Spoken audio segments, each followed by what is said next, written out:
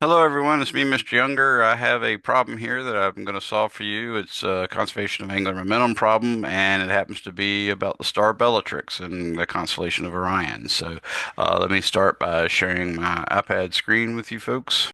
Okay, now we're all looking at the problem. It says the star Bellatrix, also called Gamma Orionis, which means it's the third brightest star in Orion, is the front shoulder of Orion, the hunter, and its mass is about 8.6 solar masses. That mass suggests it could end its life as a neutron star. Currently, its period of rotation is about 62 days, and its radius is about 66.4 solar radii. But if it becomes a neutron star, it will likely lose about 20% of its mass and will collapse until its diameter is about 10 kilometers.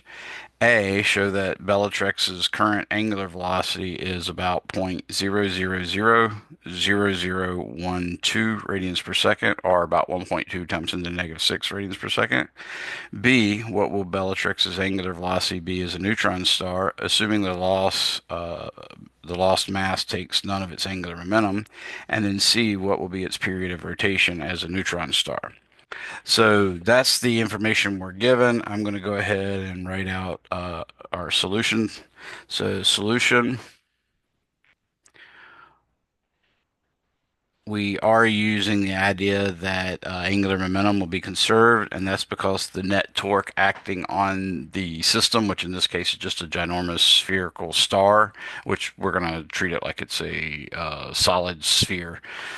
So that gives us something. For starters, it gives us that the moment of inertia in both the initial case and the final case is going to be 2/5 mr squared.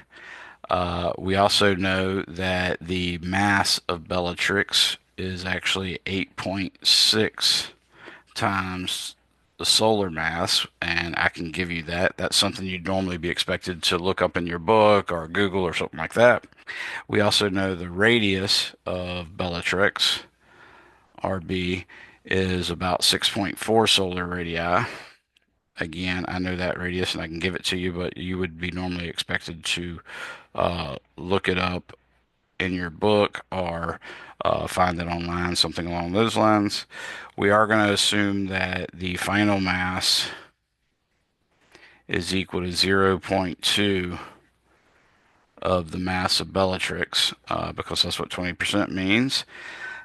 We also are going to assume that the final radius is going to be 10 times 10 to the third meters, because that's what a kilometer is, 10 to the third. We also know that initially its period of rotation, or excuse me, initially its period of rotation is about 62 days. So T equals 62 days. And I think that's about all of the information we've been given. As I said, we want to know what the angular velocity is. So we're also wanting to initially show that omega is equal to 1.2 times 10 to the negative sixth seconds. Let me double check that. That should be 1, 2, 3, 4, 5, 6. Yeah, 10 to the negative 6 radians per second.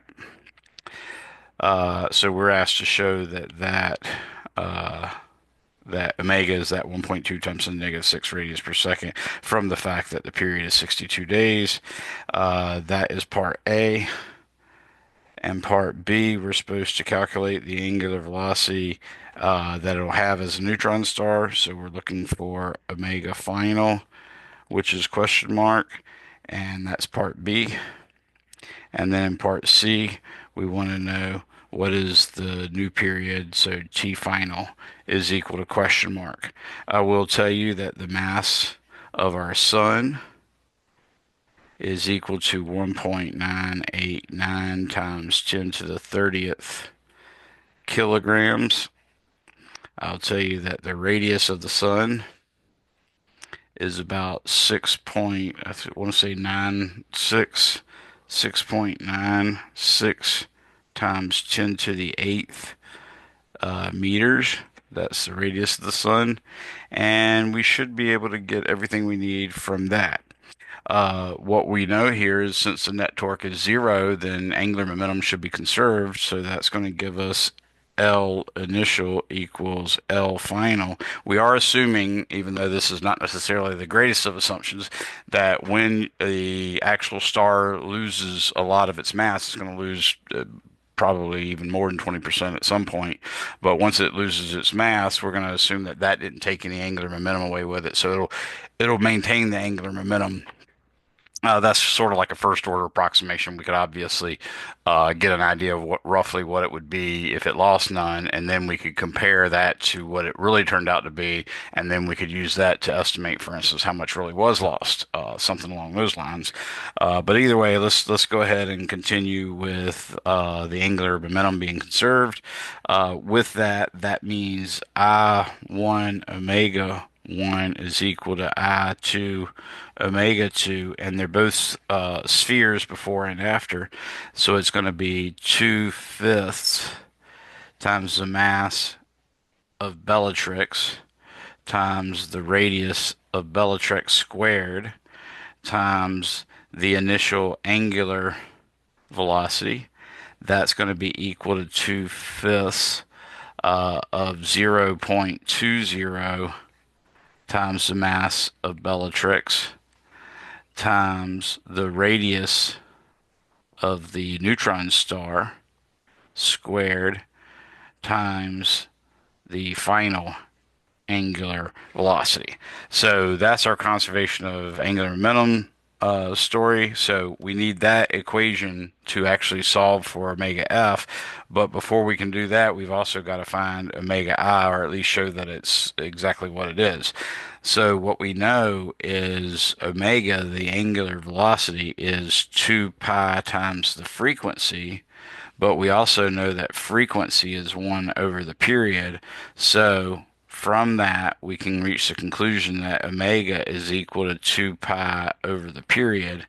Therefore, we can say omega is equal to 2 times 3.14159, and then I'm going to divide it by the period in seconds, and that'd be 62 days times, in this case, it's going to be 24 hours per day times 3,600 seconds per hour. And that's going to give us basically the period in the bottom in seconds. So when I do this math, I end up getting, let's try it out. I'm going to say 2 times 3.14159 divided by, now I'm going to put that in parentheses, or else my calculator will be smarter than I am and accidentally multiply by 24 by the 2 pi instead of dividing it. So I'm going to take in the parentheses 62 times 24 times 3,600, close the parentheses, and that gives me 0.0000012, and that turns out to be radians per second. And the 2 pi you can sort of look at as radians per revolution or something like that if you wanted, our 2 pi radians per cycle, because we often use, for instance, cycles per second to represent frequency, and cycles per second, of course, is hertz. So we've now completed part A, and I'll box that off, or actually I'll just underline it because they gave us the answer. I'm just going to box it off like it was a proof and say QED.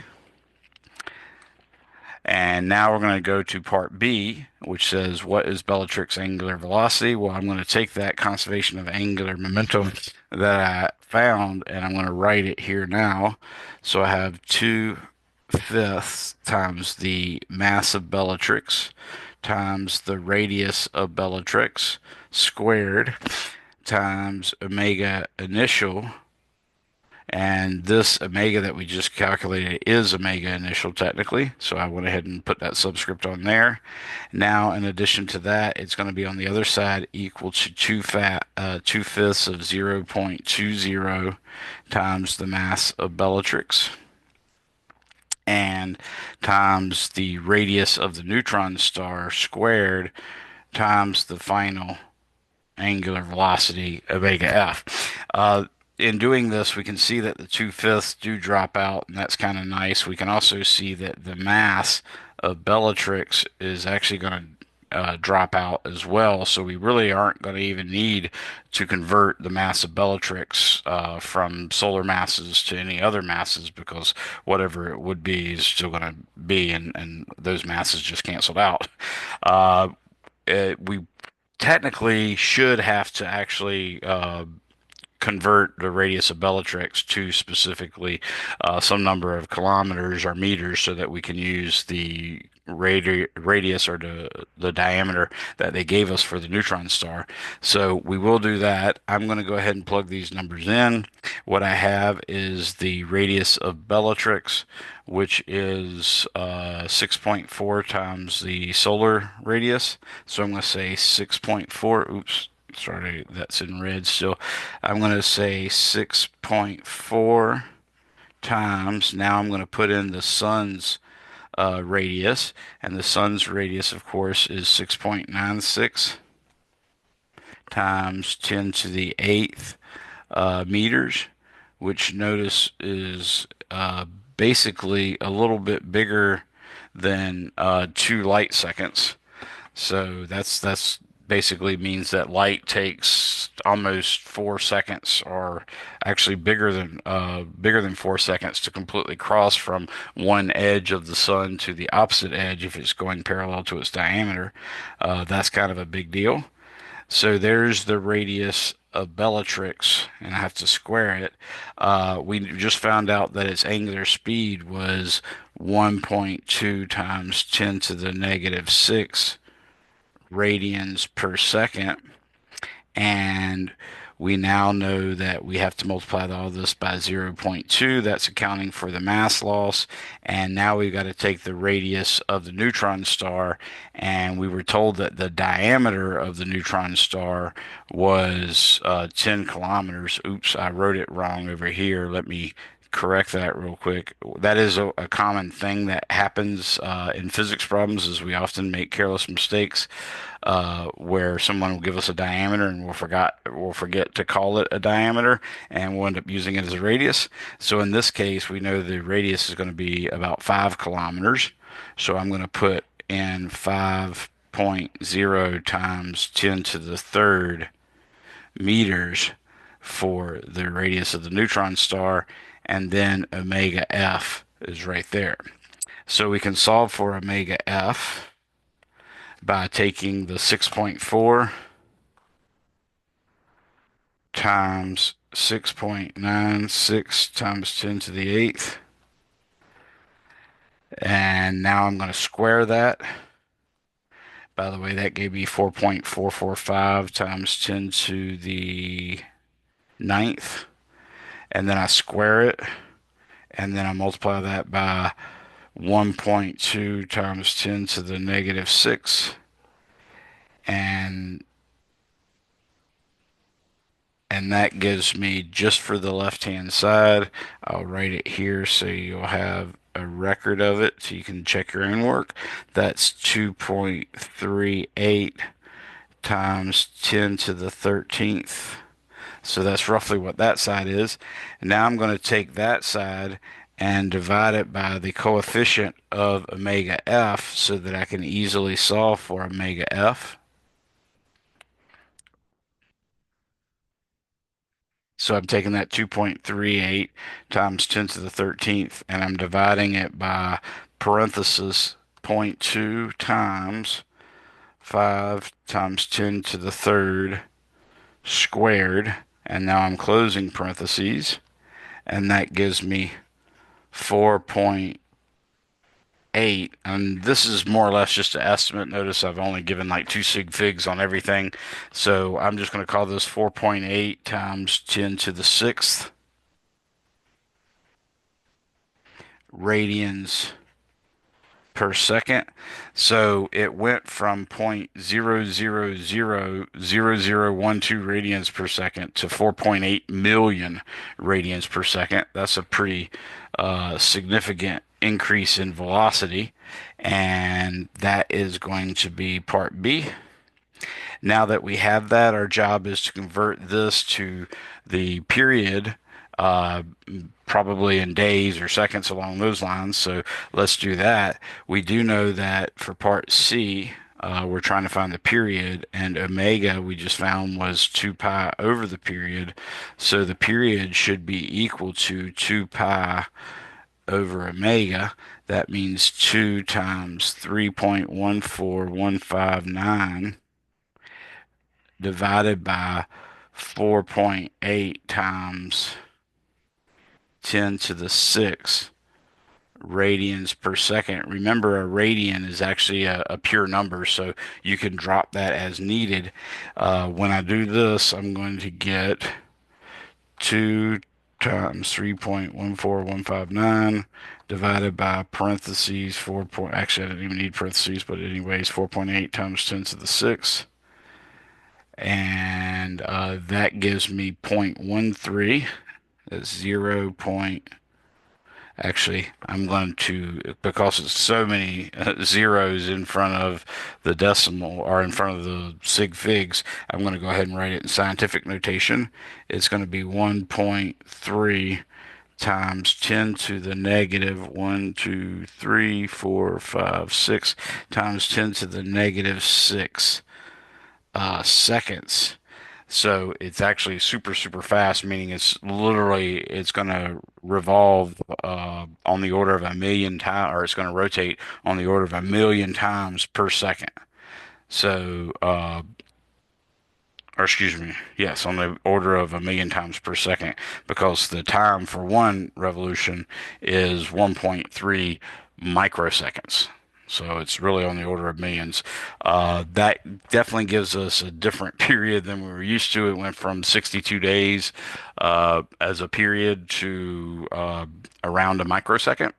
So that's it. I hope this has been an enlightening problem solving experience, both from a fact standpoint in terms of learning about what happens when a star becomes a neutron star, as well as from a calculational standpoint of how to solve a conservation momentum problem. So thanks for coming. See you later.